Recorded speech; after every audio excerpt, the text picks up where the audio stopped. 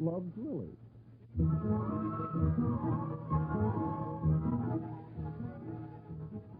It is morning in the Montague apartment. Agnes, the maid, is up and preparing breakfast. The telephone rings. Okay. The residence of Edwin Montague and Lily Boheme, Agnes on this end. He's asleep, she's getting up, and I'm busy. What do you want? No, she's getting up, like I said. Okay, I'll tell her. All morning telephone. I better get breakfast ready before the monster gets up. My heart cries for you, die for you. Oh, good morning, honey. Morning, Agnes. Who is that on the phone? Celia Taylor. Your friends have been calling all morning. I guess it's just a juicy piece of gossip about somebody. You know the girls. Girls, she says. You mean the Floridora girls? I'd hate to own the cornfield those crows were headed for. Agnes, they're old friends of mine. We were on the stage together before I married Edwin. They're still on the stage.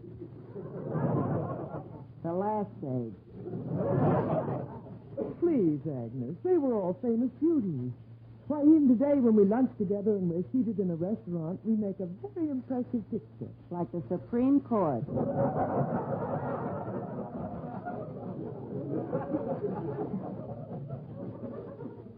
They all envy me, Agnes. 25 years with Edwin. Oh, it's wonderful to be still in love with your husband, to know he loves you.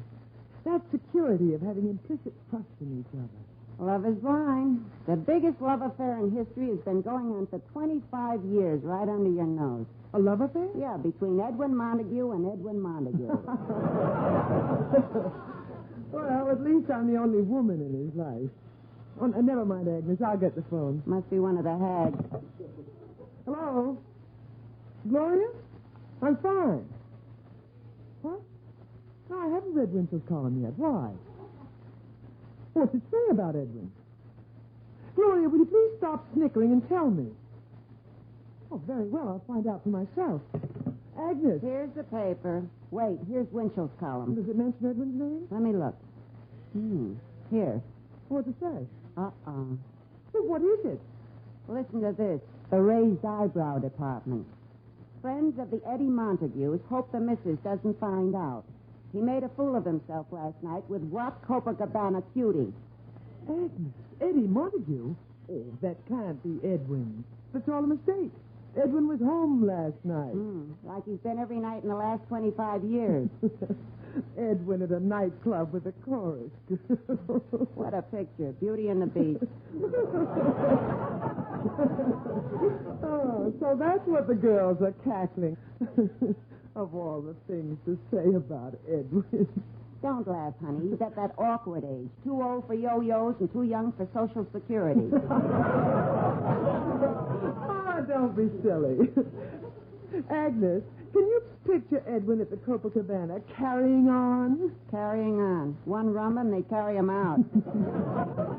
We'd better find out who this Eddie Montague is. There it is, the voice of Firestone. Agnes, let me break it to him. Good morning, Lily. Good morning, Edwin. So what's the joke? Something funny? Nothing, Edwin. It's nothing. Good morning, Agnes. Good morning.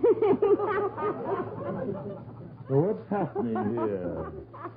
It's like waking up in the middle of a Milton Berle studio audience. Oh, Edwin. Agnes, stop laughing. I'd better before my girdle starts snapping all over the place. Agnes, pour his coffee. Now, sit down, Edwin. Lily, let me in on it. What's so funny? Well, here's Winchell's column. Read it. Here. Eddie Montague making a fool of himself with what Copacabana cutie. When his wife finds out... Eddie Montague, Now, Edwin. Now, what have they done to the proud name of Montague? Lily, my public. They've seen the Magnificent Montague, king of the Shakespearean stage, make tender love to Juliet sweet overtures to Ophelia, lyrical love to Portia. Now, the final role, Montague smooching with a Copacabana cutie. Edwin, it's a different Montague. But the world will think it's me. Oh, Edwin, stop being ridiculous. No one who knows you will ever believe you're running around with a chorus girl. And why not? Well, because, well... Well? Let's face it, pal, at your age. That's what the snickering and wheezing was about. Edwin, all I meant was... The old gray mare, he ain't what he used to be. All right, Agnes, back to the bread box with the rest of the crumbs. Now, Edwin, let me explain. I understand. You think I'm through. Perhaps you'd have a little more respect for me if I began whipping around town with a Copacabana cutie on each arm. Holding you up. All right, Agnes, just for that, you're not getting Memorial Day off. Your old Civil War regiment will march without you.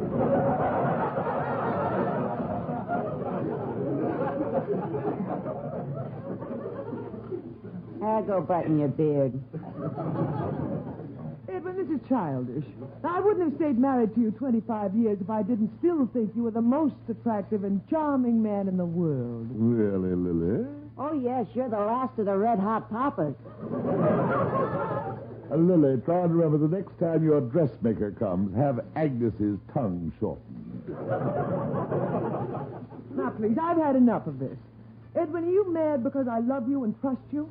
Would you rather I were jealous of every woman who looked at you? No, Lily. All I wanted was for you to admit that women might still look at me. They do, you know. Edwin, if I thought for a minute... Well, Lily, I gave them all the once over. But compared to you, you're still my favorite beauty. And what about me? Agnes, you're beautiful, too. You have no idea how proud I am of my little family, walking down Fifth Avenue on Sunday with Lily on one side of me, and you, Agnes, on the other side, trotting along with the newspaper in your mouth.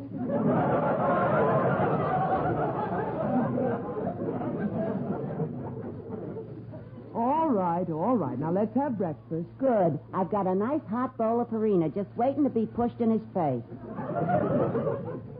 Agnes, we've had enough bickering for one morning. Some more coffee. Okay, honey. How about you, ATO? No, Lily, me and a Copacabana cutie. I must put it in my scrapbook. Oh, we'd better get Winchell to explain that it isn't Montague, the Shakespearean actor, who's kicking up his heels in the hot spot. Well, don't bother. You're right. Who'd believe it was me? Oh, Agnes, the door. I'll get it. Mrs. Bohème. Honey, it's your mother. Mother! Lily, my baby. I'm taking you right home to Cleveland. But, Mother... I flew here the minute I read Winchell's column. How can you stay in the same house with this brute? Now, Mrs. Bohème. Don't come near me. Oh, he's disgusting. Oh, Mother, will you listen? Lily, my poor betrayed baby. I told you about actors. I knew it wouldn't last. 25 years. What is that? What is it, a summer romance? One mad weekend, I suppose. One mad weekend on the Albany night boat. Quiet, you wolf. Mother! Lily, I told you about men like him. I knew this would happen the first time I saw him on the stage in those purple tights. Dear Mrs. Bohème, what should Hamlet wear? Oshkosh overalls? Mother, nothing's wrong. We're very happy. Lily, you little fool. So he sweet-talked his way out of it again. This is ridiculous. Ridiculous? Is it ridiculous for a mother to try and save her baby from an old reprobate who spends every night in speakeasies with chorus girls? Mother! Lily, I'm taking you home. Your old room is ready. Uncle Charlie fixed your dollhouse. Oh, goody. Let's all play spin the bottle. Lily, I refuse to be treated like a jazz-mad Romeo out on a toot. Slimy cheek. thank heaven I got here in time. Mother, Edwin and I have been married for 25 years. We'll have it annulled. Annulled? What are you going to tell them? We're underage? Now, Edwin, let me explain it to her. Mother, Edwin and I are one of the happiest couples in New York. He's even taught you to lie. Oh, to think that for this beast you broke your engagement to Charlie Hotchkiss. Mother, will you listen? Who's Charlie Hotchkiss? Lily, I warned you about the big city. But, Mother... Who's Charlie I Hotchkiss? knew no good would ever come of it. We're happy. Who's Charlie Hotchkiss? Your father hated him from the first. Mother! Don't mother me. That's all of you. Who is Charlie Hotchkiss? A finer man than you'll ever be, Mr. Edwin Montague. A respectable man Lily was engaged to until you came along with your sneaky ways and led her down the road to ruin. Oh, now, really, Mother? Lily, how come you never told me about Charlie Hotchkiss? Well, Edwin, he's a boy I grew up with. Owns his own dry goods store now. Lily, to think you threw all that away. Oh, Mother, stop. Edwin, it's unimportant. Strange you never told me about this Charlie dry goods. Now, Edwin, don't stop. Lily, I know it's unimportant, but how come you never mentioned it? But it wasn't really an engagement. People just took it for granted that Chuck and I would... Chuck. Now it's Chuck. Edwin, will you forget about it? Yes, and I'd also like to forget that you told me I was the only man in your life. You are. Now, this is so silly. Let's not discuss it anymore. I'd like to discuss it. I want to know more about these little secrets you've been keeping. I'll tell you about Charlie Hotchkiss. He's a decent, hard-working businessman, but he must sound dull to you, Mr. Sugar Daddy. His name is never mentioned in gossip columns linked with chorus girls. Will you shut up? Oh! Edwin, don't you dare speak to my mother like that. Well, she just comes here to cause trouble. And don't shout at her. To think I flew here all the way from Cleveland. Well, get on your broom and fly back.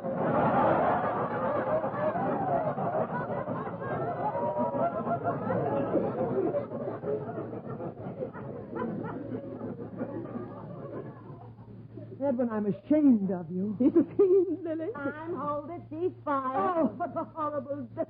Mother! Now, what is it, Agnes? Look at the time. He'll be late for his broadcast. Yes, my broadcast. What broadcast? Never mind. What broadcast? I thought the loafer worked as a Shakespearean actor who never worked. Well, Mother, here's a program. Never mind. Edwin, you may be ashamed of it, but my mother has a right to know what you're doing. Yes, you big bum. What's he up to now? He's Uncle Goodhart. Uncle Goodhart! Mother, Agnes, a glass of water. Coming up. Uncle Goodhart! I listen to him every day. Mother. Lily, he's such a fine, sweet, kind man. Yes, Mother, you just saw how sweet and kind he can be. Lily, I didn't... Edwin, don't talk to me. Lily, what are you doing to this man? He's your husband. Mother, wait till I tell Cleveland. My son-in-law is Uncle Goodhart. Don't you dare spread it around. Edwin, I'm waiting for you to apologize to my mother. Oh, Lily, he didn't mean it. You always did have a nasty temper, Lily. Mother! You never would let me teach you to cook. No wonder the poor man was driven to those nightclubs. He was hungry. Now, wait. Lily and I are happy. Listen to that, Lily. How quick he is to forgive, just as he is on his program. Come here, Edwin. Yes, Mother. Shall I sit on your lap? Mother, we've been trying to tell you. Edwin and I are perfectly happy. It was a different Eddie Montague who was mentioned in the column. Oh, baby, I knew that all the time. Who could suspect dear old Uncle Goodhart? Goo-goo. Oh, Edwin. I'd better get to the station or there won't be an Uncle Goodhart broadcast today. Here's your coat, Uncle.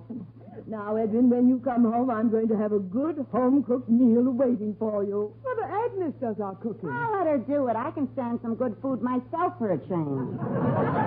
Get a bit of time. I'll be late.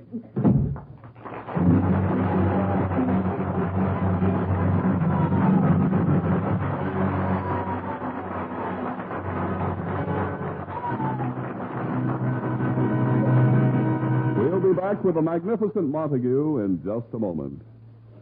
3 chimes mean good times on NBC. When you're relaxing on Sunday after your busy weekend, why not let NBC's big Sunday lineup help your evening along? For example, there's top dramatic listening for the entire family every Sunday when Theater Guild on the Air brings you a 1-hour adaptation of an outstanding stage or screen success. The brightest stars of Broadway and Hollywood are brought right into your home through the magic of these Theater Guild presentations. So, every Sunday, hear Theater Guild on the Air on NBC.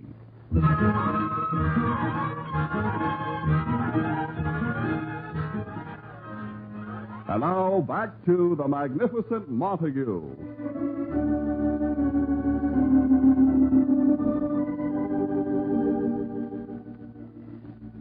He is just finishing his Uncle Goodhart program. Listen.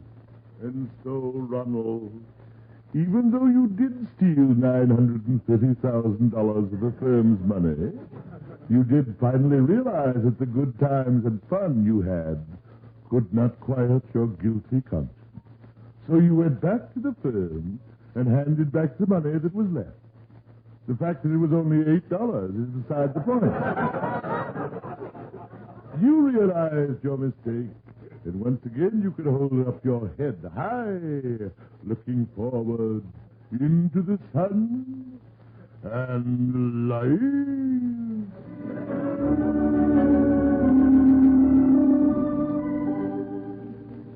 And so ends another episode of Uncle Goodhart. Until he meets you again tomorrow in his little cottage on the sunny side of the lane, here is Uncle Goodhart with his thought for the day. When your mother-in-law works in the garden and falls into the poison ivy patch, as she lies there writhing and screaming for help, step up and say, mustn't scratch.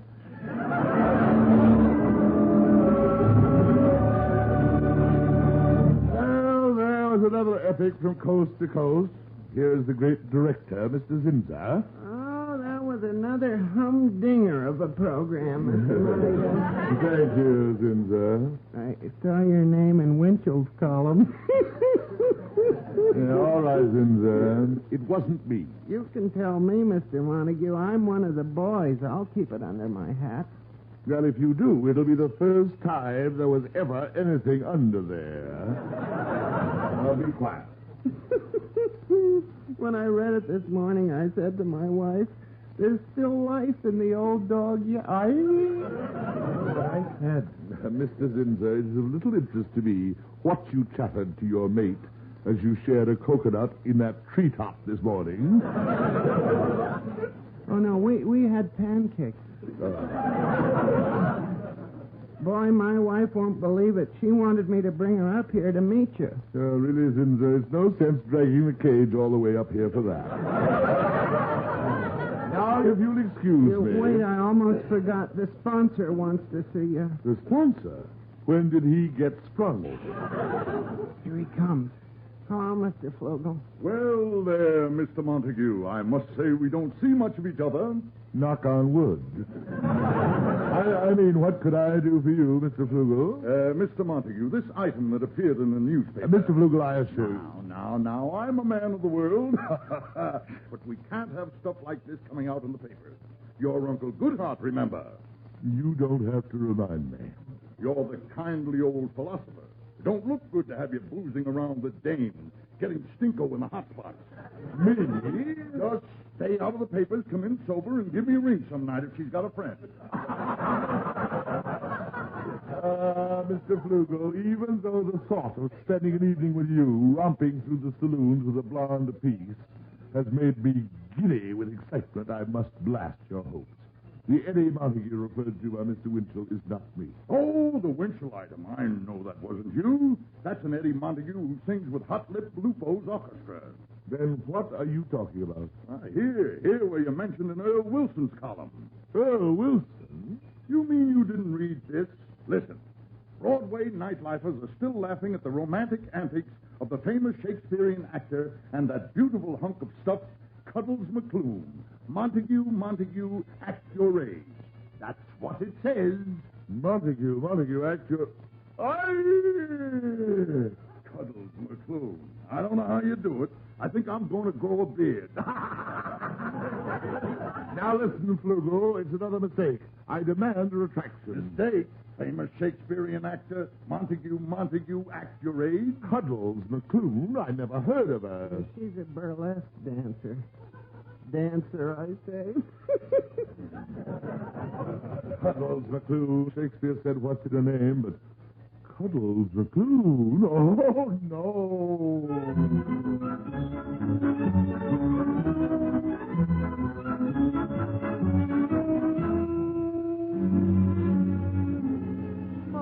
Mother, please let me think. Lily, there's nothing to think about. You read Earl Wilson's column. Now hurry, we can still catch that plane to Cleveland. Now, Mother, I'm sure Edwin will have some explanation. That I don't want to miss. Both of you. I trust Edwin, and I assure you he never heard of a person named Cuddles. Here he comes. Hello, Edwin. Hello, Cuddles. I mean, Lily. Cuddles! Mother! My baby. Lily, I'm innocent. Get away from her, you vulture. Yeah, you lowlife. Go back to your burlesque queen. Lily, you can't believe it. Edwin, I don't know what to believe. First Winchell, and now... Cut. No, Lily. Uncle Goodheart. But it's the last time anyone in Cleveland will listen to you. Lily, believe me, I never heard of Cuddles. I never saw her. It's all a horrible mistake. Agnes, the telephone. Hello, this is what's left of the residence of Edwin Montague and Lily Bowain. Who? No kidding. When'd you get in from the country? As soon as you read the article. Oh, sure, we're all here. Come right up. Now for the fireworks. Agnes, who was that? Your father. Oh, no, that's all I need. Let me out of here. Edwin, are you afraid to face your father? Lily, he'll only make it worse. You know him. He gets fat on trouble. Lily, before he comes, please relieve me. Oh, Edwin. Lily, don't go near him. I'll get it. Welcome, Mr. Montague. Agnes, my little dog. Come here, you lovely wench. Give me a kiss. Oh, let me go. Oh, he pinched me. And Lily, my dear, dry those tears. I can't stand seeing a beautiful, luscious woman like you cry. Hello, Dad. Kiss me, you little devil. Ooh. Watch him, honey. 84 years old, and he's still in there pinching. Dad, that's enough. Hey, wait. Who is this vision of loveliness, this angel I see before me? Lily, it can't be. Yes, it's my mother. Mrs. Boyne? Keep your distance, Cyril Montague. Well, Mother, really? You haven't seen him since our wedding. That was enough. Any man who, in the middle of his son's wedding, will reach over and deliberately pinch the bride's mother. Lily, my dear, she looks like your daughter. And now, where is he? Hello, Father. It's always nice to see you. Hello, Father. It's always nice to see you. Spent half my life trying to teach him to speak correctly, to be a great actor like myself, and what comes out? Marbles. Hello, Father. It's always glad to see you. All right, Father, all right. Sonny, tell me, what are you doing to your marriage? Copacabana cuties. Shame on you. A boy of your age. Dad, it's not true. Dad, it's not true. You young fool, just when it looked as though you and Lily were a good match, you have to ruin it. Hooting around with Copacabana cuties. If he was brought up right. Oh, please, will you shut up? Son, speaking like that to a lady, go wash your mouth out with soap. Father, try and understand. Dad, that item you read in Winchell's column was about another Montague. I knew it. I had faith in my boy. Faith? What about Cuddles? Cuddles? Who's Cuddles? A burlesque dancer. My son? A Montague? With a burlesque... Oh, Agnes, some water. Dad, are you all right? Yes, I'm all right. Now, please, I want to talk to my boy alone. Come, Mother. Edwin, sit down. Father, let me explain. Edwin, it's not your fault. It's my fault. Your fault? Yes, it was my duty to tell you about these things long ago. I kept putting it off. Father, what are you talking about? Edwin, pay attention. Let's begin from the beginning. There are the birds and the bees, and there are the flowers. Oh, Father, not that. Quiet. Quiet, you have to be told these things sometime. Father, what are you trying to tell me? I never met this Cuddles. I don't know her. I never had anything to do with her or any girl. Sonny, are you telling Daddy the truth? Yes. I'm ashamed of you. Ashamed? Yes, ashamed. You're no son of mine. Egad, when I first read that item, you and a Copa cutie, I thought at last, he's a Montague. Egad, when I was your age, Edwin,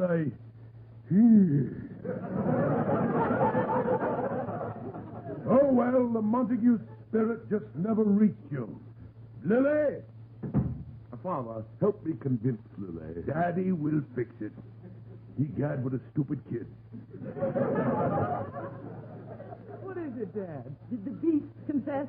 What about Cuddles? Lily, I've just had a long talk with Edwin. He knows nothing about her. In fact, this boy here knows nothing about anything. Quiet! Speak only when you're spoken to, Sonny. Sonny. Lily, don't encourage him. Lily, my dear, how could you have ever doubted this pudding-faced offspring of mine? Now listen, Father. No, listen, Father. Lily, you are either the most fortunate or most unfortunate of women in this spiritless hulk that I have tried to mold into an actor. There burns but one flame, and that flame, Lily, is for you. Oh, Edwin, I've been a fool. You certainly have been. Lily, were you out of your mind? Shame on you, Lily. But, Mother... Did you hear what his father said? Burns but one flame. You're a lucky girl to have the son of such a father.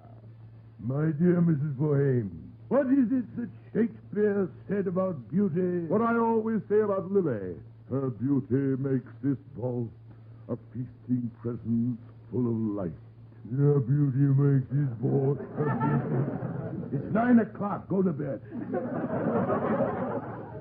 Good night. Come, Edwin. Oh, this was a day I shall do everything in my power to forget. Good night. My dear Mrs. Boheme, now that the children are asleep, may I show you a bit of New York? I shouldn't, but... Wait, I'll get my coat. We're going to Maxine's where all the girls are dreams. Hello? La Vie and Rose apartment? Apartment 305, please. We're going to Maxine's. Hello? Cuddles? This is Poopsie. I'm busy tonight. Yes, business. Huh? Yes, I saw it. Yes, we got in Earl Wilson's column. And my boy almost got the credit for it. Eh? Tomorrow? Maybe. Good night.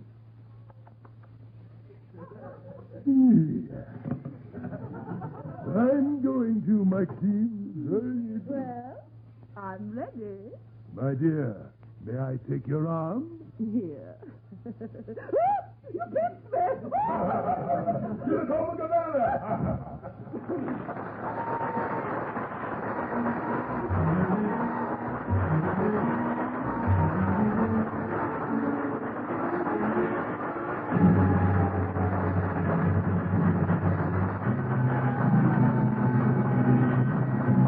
Join us again next Friday at the same time for another transcribed visit with the Magnificent Montague, starring Monty Woolley. Created and directed by Nat Hiken. Written by Nat Hiken and Billy Freeberg. Anne Seymour was Lily. Pert Kelton was Agnes. Included in tonight's cast were Art Carney as Cyril Montague, Johnny Gibson as Zinzer, Barbara Weeks as Mrs. Boheme, and Cliff Hall as Mr. Flugel. Jack Ward was at the organ. This is Don Pardo saying stay tuned for Duffy's Tavern, which follows immediately.